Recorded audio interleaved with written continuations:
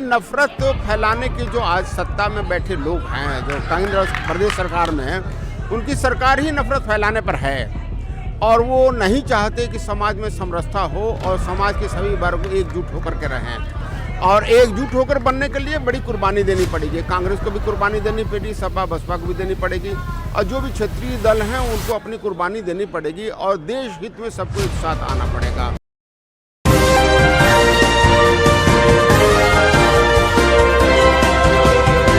पल पल न्यूज़ से मैं हूं आपके साथ नदीम अकरम। इस वक्त बागपत में हम मौजूद हैं, जो कि तस्वीरें भारत जोड़ो यात्रा की आज सुबह से ही लोगों के सामने आना शुरू हुई।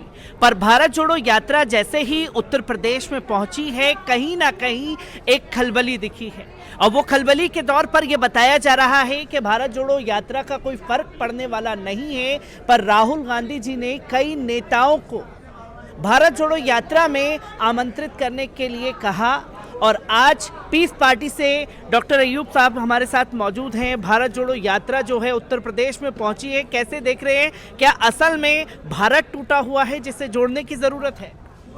देखिए, आज केंद्र और प्रदेश सरकार जिस जो नीतियाँ हैं उसमें समाज और देश मज़हब के नाम पर बांटने की साजिश हो रही है और लोगों में नफरत बढ़ता चला जा रहा है। मैं समझता हूँ जब तक समाज एकजुट नहीं होगा, जुटेगा नहीं, तब तक भारत कैसे जुट सकता है। इसलिए हमारा ये मानना है कि राहुल गांधी जी का ये प्रयास एक सकारात्मक प्रयास है और इस सकारात्मक प्रयास में पीस पार्टी भी इसका समर्थन कर रही है, उसमें शामिल हो रही है। क्योंकि जब तक समाज के सभी लोगों में समरसता नहीं होगी, जब तक एक मजबूत प्रतिपक्ष का एक विकल्प नहीं बनेगा, तब तक कुछ बदलाव होने वाला नहीं है। मैं समझता हूँ इसी तरीके से बदलाव की एक शुरुआत है और मेरी सोच है कि सभी प्रतिपक्ष के लोग एकजुट होंगे और एक मजबूत विकल्प बनेगा। आप जैसे कि कह रहे हैं कि सभी प्रतिपक्ष के लोग जो हैं वो एकजुट होंगे, पर जैसे ही भारत जोड़ो यात्रा उत्तर प्रदेश में दाखिल हुई, अखिलेश यादव का बयान सामने आ गया कि कांग्रेस और भारतीय जनता पार्टी जो हैं एक ही सिक्के के दो पहलू हैं। तो कैसे विपक्ष 2024 के लिए एकजुट हो पाएगा? क्योंकि कई कोशिशें आप भी कई चुनाव में कर चुके हैं कि कहीं ना कहीं बड़ी पार्टियों से गठबंधन हो, अंत में सारी छोटी पार्टियां आती हैं, गठबंधन करती हैं, पर कहीं रिजल्ट नहीं निकल पाता। रिजल्ट कैसे आएगा 2024 में? देखिए, उनका बयान तो एक सोची समझी रणनीति है, क्योंकि आज मुसलमान ज़्यादातर वो समाजवादी पार्टी के साथ है। उनका ये मानना है कि अगर कांग्रेस मजबूत मिली और विकल्प दिखी तो मुसलमान उनको छोड़ करके समाजवादी पार्टी के साथ न चला जाए। तो उनका जो कांग्रेस का भाजपा के साथ जोड़ने का सिर्फ एक पर्पज़ था, मुसलमानों को ये बताना था कि भाजपा और कांग्रेस ये है कि ताकि मुसलमान उनसे दूरी बनाए रखे, क्योंकि मुसलमान भाजपा के नाम से चिढ़ता है। तो मैं समझता हूँ कि राजनीतिक बयान है, मगर इस बयान से कोई फर्क नहीं पड़ता। अगर विकल्प मिलते नहीं देखेंगे तो मुसलमान के पास रहने वाला नहीं है।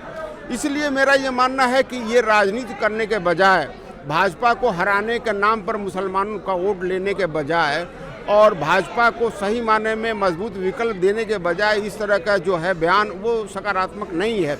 सकारात्मक ये है कि शुभकामना ही नहीं बल्कि ऊट पटांग बयान देने के बजाय सबको एक साथ मिल करके और अपने खट्टे मीठे अनुभव को भुला करके मुझे एक साथ मिल करके मजबूत विकल्प बनाने की तैयारी है।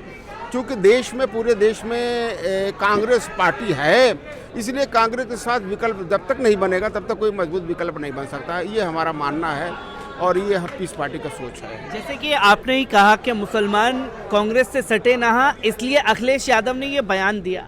पर अगर बात भारत जोड़ो यात्रा की हो रही है तो कहीं ना कहीं भारतीय जनता पार्टी ने ये दिखाने की कोशिश की कि हमें मुसलमानों के वोटों की तो आवश्यकता ही नहीं है। लगातार मुसलमानों के ऊपर अत्याचार हो रहे हैं, दलितों के ऊपर अत्याचार हो रहे हैं, पर वोट बैंक में अगर दिखाने की कोशिश की जाए तो पूरी तरीके से ये दिखा रहे हैं कि हमें संपूर्ण बहुमत हर जगह मिल रहा है। गुजरात का रिजल्ट देखिए, एक हिंदू मुस्लिम के आधार पर लड़ा गया और भाजपा को उसका फायदा मिला। कैसे ये चीज़ें ज़मीनी स्तर पर दूर कर पाएंगे? क्योंकि मुस्लिम पार्टियां अगर सामने आती हैं तो उन्हीं के ऊपर आरोप लगा दिया जाता है। आपके ऊपर भी तोहमत लगाए गए कि भैया बीजेपी से जुड़े हुए हैं, बीजेपी की भी पार्टी का काम करते हैं। नहीं, देखिए, भाजपा को आज के डेट में ये कहना कि मुसलमानों का वोट उसे ज़रूरत नहीं है या सिर्फ नॉन मुस्लिम के वोट पर बेस है, उनका एक एजेंडा सबसे इम्पॉर्टेंट जो आजकल चल रहा है वो पसमानदा मुसलमान का।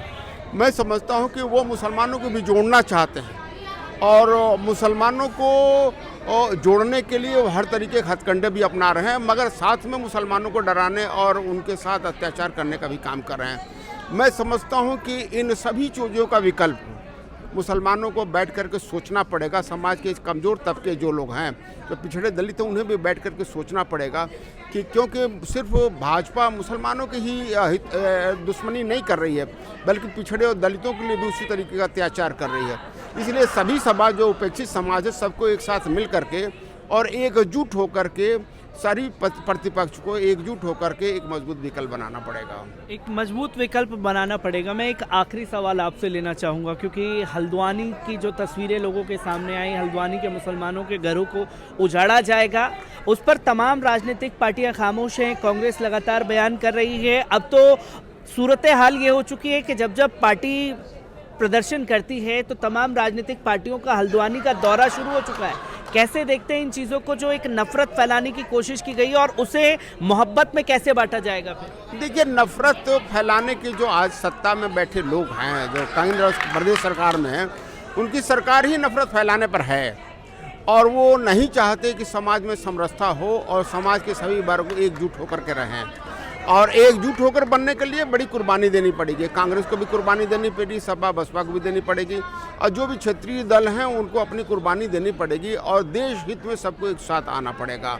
और छोटे मुसलमानों को तो सताना, मैं समझता हूं कि राजनीतिक एजेंडा है और मुझे लगता है कि इस एजेंडे को ख़त्म करने के लिए सत्ता में बदलाव ज़रूरी है, और जब तक सत्ता में बदलाव नहीं होगा वो एजेंडा ख़त्म नहीं होगा।